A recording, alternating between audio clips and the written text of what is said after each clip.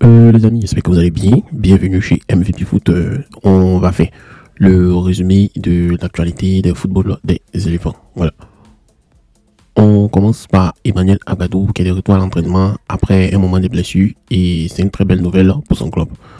Pour ceux qui ne connaissent pas Agbadou, c'est un défenseur ivoirien, international ivoirien qui était blessé et il avait un temps d'arrêt. Et là, son temps d'arrêt est fini. Il est de retour à l'entraînement et c'est une très bonne nouvelle pour son club. Son club va encore compter sur lui pour solidifier la défense. Voilà.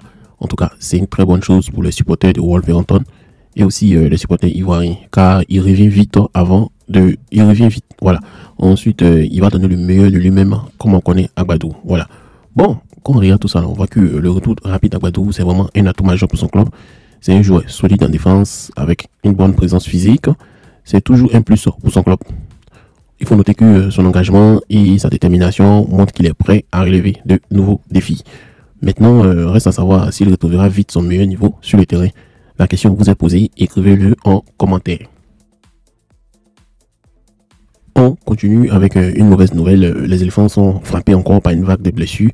Bon, ça c'était les ondits. Il y avait des ondits qui circulaient que Traoré Béni était forfait pour le prochain match des éléphants. Qu'il était blessé au poignet, mais on l'a vu s'entraîner. Voilà, donc c'est vrai que les éléphants, ils sont vraiment blessés et il faut vraiment faire attention à nos chers éléphants. Voilà, ce sont nos pépites, donc il faut prendre soin d'eux pour ne pas qu'ils se blessent beaucoup. Voilà. On continue avec Jean-Luc Gasset qui est mon oncle. Pour ceux qui ne connaissent pas, Jean-Luc Gasset, c'est mon oncle. Pour ceux qui viennent d'arriver dans la chaîne, Jean-Luc Gasset, c'est mon oncle.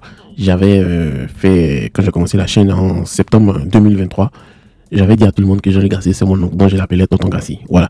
Donc il a exprimé des regrets et fierté pour les éléphants. En tout cas, il a parlé un peu de son parcours avec les éléphants.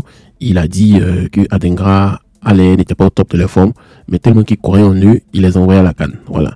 Il avait promis que la Côte d'Ivoire allait sortir de la poule et aller loin. Les gens n'ont pas cru, les gens l'ont boit, comme on dit en ivoirien.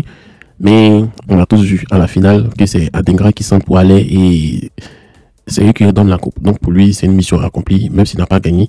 Après sa démission, le coach Faye a pris le relais et Gasset l'a conseillé de faire des choix forts.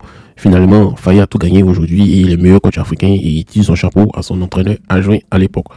En tout cas, il montre qu'il avait une vraie vision et il a posé les bases solides des éléphants, même s'il n'a pas été au bout.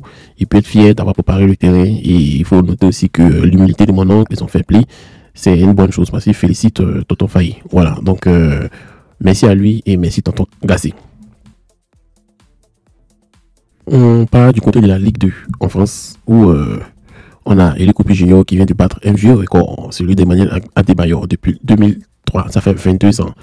Adebayor avait 18 ans, il était le buteur, un des buteurs de la Ligue 2. Voilà, donc Eli Kopi en 2025, il devient le plus jeune joueur à marquer 11 buts en Ligue 2, battant Adebayor qui avait 18 ans, 339 jours à l'époque. Eli Kopi a 18 ans, 251 jours. Voilà, donc avec le but de Kopi, il est maintenant le seul buteur de la Ligue 2 à son âge et c'est une très bonne chose. Voilà. En tout cas, il va écrire une nouvelle page dans l'histoire du championnat. Et Papa Kopi, on sait qu'il était fort. Voilà, enfin Kopi aussi, qui est fort à son jeune âge. Il montre qu'il a le talent, qu'il peut marquer régulièrement. Il peut dépasser des joueurs comme Adebayor. Ça prouve qu'il a un avenir prometteur. Donc, s'il continue sur cette lancée, il va viser haut et attirer les grands clubs. Donc, c'est une affaire à suivre.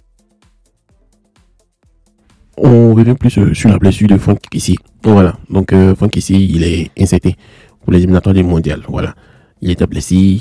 Il y avait des gens qui ont dit en commentaire que c'est une blessure mineure, qu'il ne faut pas s'inquiéter. Mais aujourd'hui, on a un peu plus de détails sur sa blessure. Voilà, il est blessé au muscle conjonctif. Voilà, donc il va passer une IRM pour avoir la gravité de sa blessure et combien de temps il sera absent.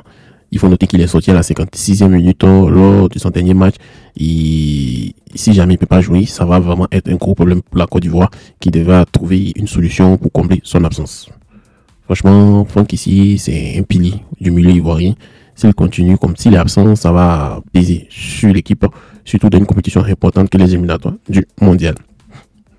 Il faut noter que aussi c'est une occasion pour d'autres joueurs de montrer ce qu'ils valent, espérant que ces joueurs vont montrer qu'ils sont vraiment des pépites et aussi espérant que Franck ici revienne en pleine forme.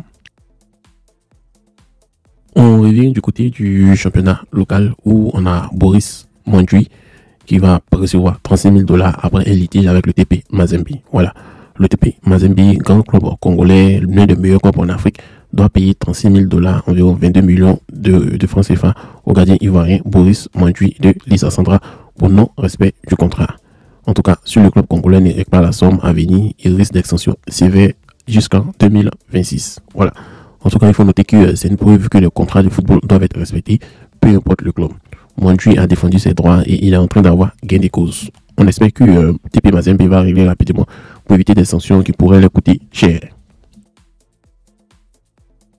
On continue avec Adama Bayo. Pour ceux qui le connaissent, c'est bien. Vous suivez le championnat local. Pour ceux qui ne le connaissent pas, c'est le chef d'orchestre du stade d'Abidjan. Voilà. C'est le cerveau du stade d'Abidjan, sous pression de l'AFAD, l'ASEC. Il est calme, il gère le jeu, il impose son rythme avec sa technique. Il fait tourner les équipes et contrôle le match. C'est un milieu de jeu pas possible. C'est pour cela le stade d'Abidjan actuellement, ils sont premiers du championnat ivoirien. Donc c'est une bonne chance pour le stade d'Abidjan. Un joueur capable de gérer la pression et organiser le jeu, c'est possible. S'il continue sur cette lancée, il peut attirer l'œil des grands clubs et c'est un talent à suivre de près.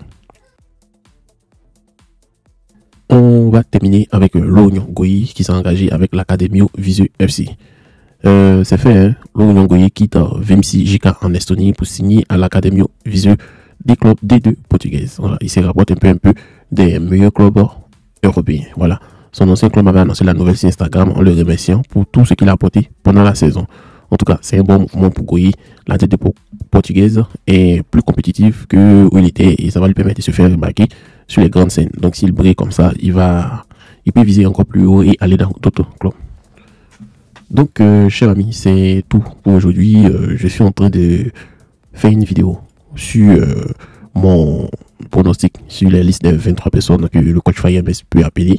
Donc, n'hésitez pas à vous abonner sur notre deuxième chaîne MVP Foot 2.0.